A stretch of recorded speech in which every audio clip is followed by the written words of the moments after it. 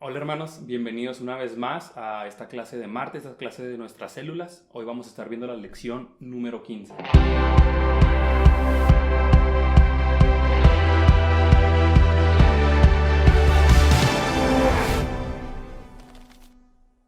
A lo largo del Antiguo Testamento vimos a Dios hacer muchos milagros y en muchas ocasiones vimos a Dios utilizar a hombres comunes para hacer sus milagros, para hacer estas obras extraordinarias.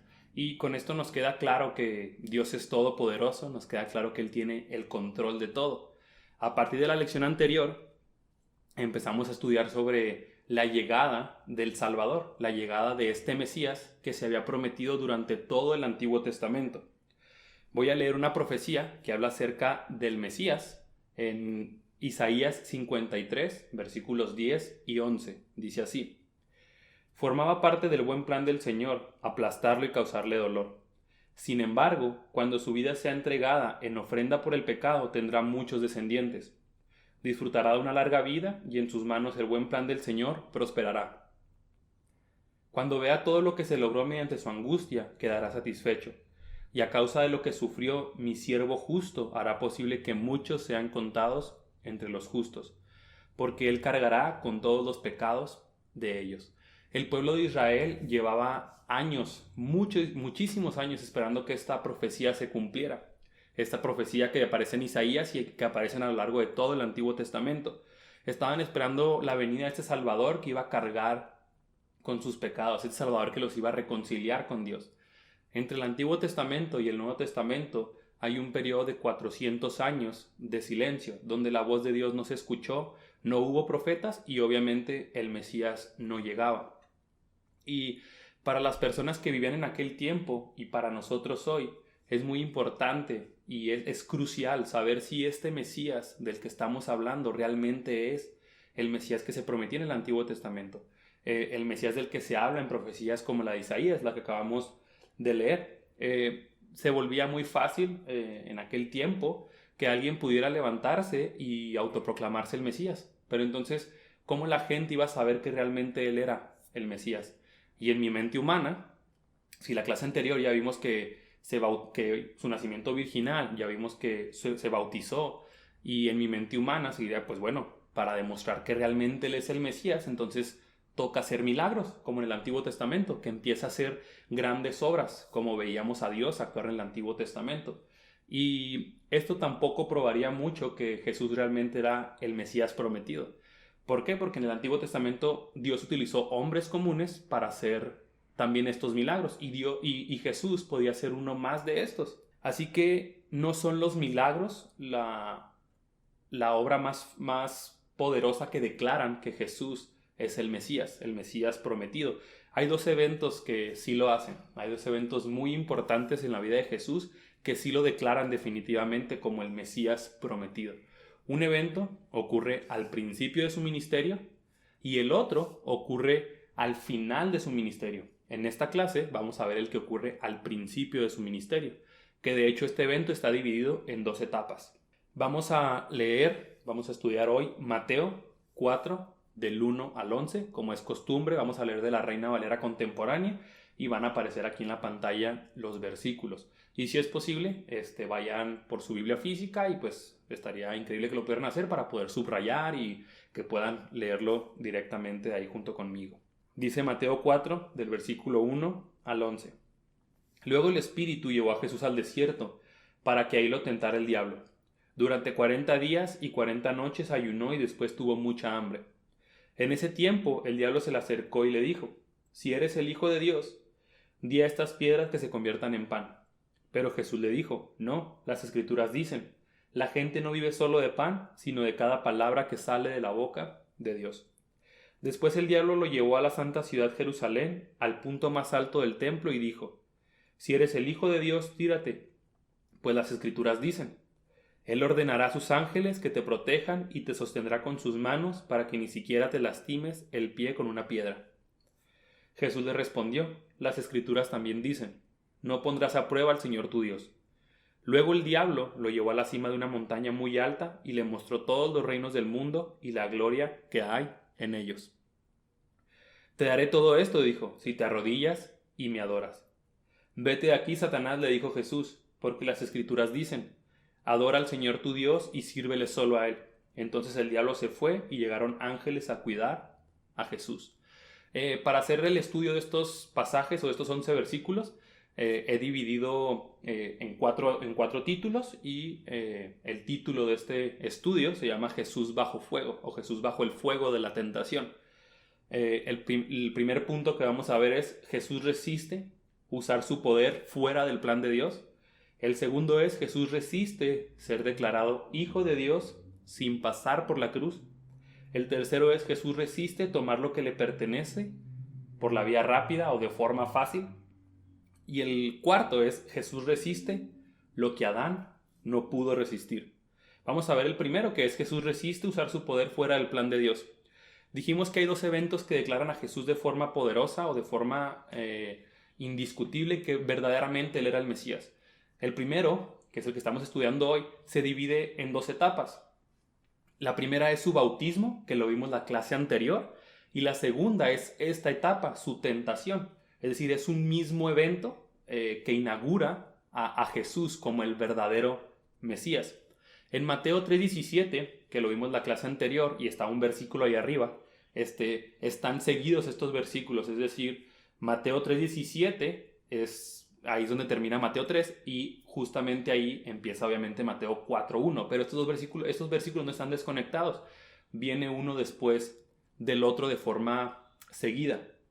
Dice que Jesús se bautiza, desde los cielos se abren los cielos y se deja escuchar una voz que decía, este es mi Hijo amado, en quien me complazco. Dios está diciendo, todo lo que hace Jesucristo me complace y Él es totalmente digno y merecedor de mi amor. Jesús sí merece todo mi amor y admiración de parte de Dios el Padre. Es decir, él sí era digno, Él no necesitaba misericordia de Dios. ¿Por qué? Porque Él sí era digno del amor y la admiración del Padre. Y después de hacer esta extraordinaria declaración y decir que este es mi Hijo amado y todo lo que Él hace me complace, Él es perfecto, Él me obedece perfectamente, Dios decide mostrarnos a ti y a mí hoy que Jesucristo sí es digno del amor de Dios y decide mostrarnos por qué Jesús es el Mesías prometido. Es decir, nos va a mostrar a través de esta historia que realmente Jesús es lo que el Padre acaba de decir que es su Hijo amado y que todo lo que Él hace le complace, que Él es perfecto en todo lo que Él hace. Voy a leer nuevamente versículos 1, 2, 3 y 4. Dice, luego el Espíritu llevó a Jesús al desierto para ahí ser tentado por el diablo. Durante 40 días y 40 noches ayunó y después tuvo mucha hambre. En este tiempo el diablo se le acercó y le dijo, si eres el Hijo de Dios, di a estas piedras que se conviertan en pan. Pero Jesús le dijo, no, las Escrituras dicen, la gente no vive solo de pan, sino de cada palabra que sale de la boca de Dios. Esta palabra tentar en nuestro idioma siempre quiere decir algo como seducir o inducir o convencer a alguien a hacer algo fuera de la voluntad de Dios o hacer algo inmoral, a romper la ley, ¿no? Pero la palabra griega que aparece aquí es peirasein, y tiene un elemento completamente diferente en su significado. Quiere decir probar, mucho más que tentar, en el sentido que nosotros siempre usamos la palabra tentar, ¿no? Quiere decir probar, es decir, Dios nos va a probar que Jesús realmente es lo que Él acaba de decir que es, su Hijo amado. Y esta es una pequeña ilustración que creo que nos ayuda cuando algún constructor, un arquitecto, termina de hacer un puente, pasan una gran cantidad de peso por este puente y no pasan esta prueba o no hacen esta prueba para tirar el puente, sino que hacen esta prueba para mostrar que el puente no se va a caer. Y lo mismo está pasando aquí. Dios lleva a Jesús al desierto para mostrarnos que Él no puede pecar. Y obviamente Satanás aprovecha la situación para intentar seducirlo a pecar. Pero extrañamente, lo único que está haciendo Satanás es ayudarnos a ti y a mí a mostrarnos que no tiene poder ni dominio sobre Jesús. Es decir, Satanás está trabajando a favor de nosotros, está trabajando a favor de Dios, porque a través de lanzar sus ataques nos va a mostrar que Él no tiene ningún poder ni control sobre Jesús. Primera de Juan 3:5 dice, y ustedes saben que Él apareció para quitar nuestros pecados y en Él no hay pecado. Jesús venía a quitar el pecado del mundo, pero lo más importante de lo que estamos estudiando hoy es que en Él no hay pecado. Y si van a recordar algo de este estudio, que sea lo siguiente, que aunque Jesús era 100% Dios y 100% hombre, Él es sin pecado. Esto es lo más importante de hoy. Aquí gira, en torno a esto gira nuestro estudio de hoy, que Él es sin pecado. Y Él es el único capaz de obedecer perfectamente la voluntad de Dios. Él es sin pecado, Él es perfecto, no hay mancha en Él, no hay nada en Él que desagrade al Padre. Y después de 40 días Jesús tenía hambre, obviamente porque Él era 100% humano, pero era 100% Dios. Y aunque comer es algo bueno y es algo legítimo, lo que no era bueno era que Jesús hiciera algo fuera de la voluntad de Dios. ¿Por qué? Porque todo lo que hace agrada al Padre. Él es perfecto. Y Satanás obviamente sabía exactamente dónde tentar a Jesús y lo estaba convenciendo, no a que comiera necesariamente, la tentación no era que comiera, porque comer era legítimo, la tentación era que hiciera algo que el Padre no le había dicho que hiciera. En Juan 5:30 leemos que dice Jesús, porque no busco hacer mi voluntad, sino hacer la voluntad del que me envió. No era voluntad de Dios que Jesús convirtiera esas piedras en pan y comiera. No era voluntad de Dios que Jesús, a través de hacer una obra, un milagro, demostrara que Él era el Mesías. No era el propósito de Dios en ese momento para Jesús. Y Jesús no iba a ceder a la tentación de mostrar que Él era el Mesías por medio de desobedecer al Padre. Es decir, Jesús no iba a ceder a la tentación de Satanás porque Él estaba sometido a la voluntad del Padre. Y Él no iba a mover ni siquiera un dedo si el Padre no se lo pedía. Y tenemos que recordar que Jesús voluntariamente decidió tomar forma de hombre y decidió someterse a la voluntad de Dios, porque Jesús es 100% Dios. Jesús tiene toda la autoridad, pero Él decidió hacer a un lado su deidad o hacer a un lado su autoridad como Dios para someterse a la voluntad única y exclusivamente del Padre. Y Jesús, vemos aquí, no cayó, no cedió a la tentación, no decidió mostrar que Él era el Mesías por medio de un milagro, sino que decidió mostrar que Él era el Mesías por medio de su obediencia, por medio de su perfección, por medio de resistir la tentación, porque Él es sin pecado. Y eso nos lleva a nuestra segunda tentación, que es Jesús resiste ser declarado Hijo de Dios sin pasar por la cruz. Leo versículos 5, 6 y 7 de nuestro estudio de Mateo 4. Dice, después el diablo lo llevó a la santa ciudad Jerusalén, al punto más alto del templo, y dijo, si eres el Hijo de Dios, tírate, pues las Escrituras dicen, Él ordenará a sus ángeles que te protejan y te sostendrán con sus manos para que ni siquiera te lastimes el pie con una piedra. Jesús le respondió, las Escrituras también dicen, no pondrás a prueba al Señor, tu Dios. Satanás está reforzando su ataque y ahora está citando el Salmo 91, está citando una verdad bíblica para tratar de tentar a Jesús una vez más a que se vaya por la vía rápida, una vez más a que pase por alto su propósito o que pase por alto el propósito que Dios tenía para él. La tentación de Satanás hacia Jesús era atacar su identidad y le está ofreciendo demostrar que Él es el Mesías mediante una señal espectacular. Le está diciendo, vamos, o lo está llevando a la punta del templo y le está diciendo, tírate aquí públicamente. El Señor va a mandar sus ángeles, te van a proteger y públicamente toda la gente que está aquí en el templo y a sus alrededores van a ver que tú eres el Mesías. Una vez más, lo está queriendo llevar a desobedecer la voluntad de Dios porque Jesús sabía y tenía bien claro que Él tenía que pasar por la cruz para ser declarado Hijo de Dios con poder. Lo que Satanás le está ofreciendo es no pasar por la cruz.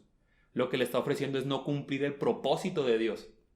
En Romanos 1:4 dice así, pero que conforme al Espíritu de Santidad, está hablando acerca de Jesús, dice, fue declarado Hijo de Dios con poder por su resurrección de entre los muertos. Una vez más, Satanás le está ofreciendo que no pase por la cruz, porque vemos que el evento de la cruz es lo que lo declara con poder como el Hijo de Dios. Su resurrección lo declara con poder como el Hijo de Dios. Satanás le está diciendo: no tienes que pasar por la cruz. Tírate públicamente, que Dios te salve, Dios el Padre te salve, y que toda la gente vea públicamente que tú eres el Mesías. Y una vez más, Jesús tenía bien claro su propósito.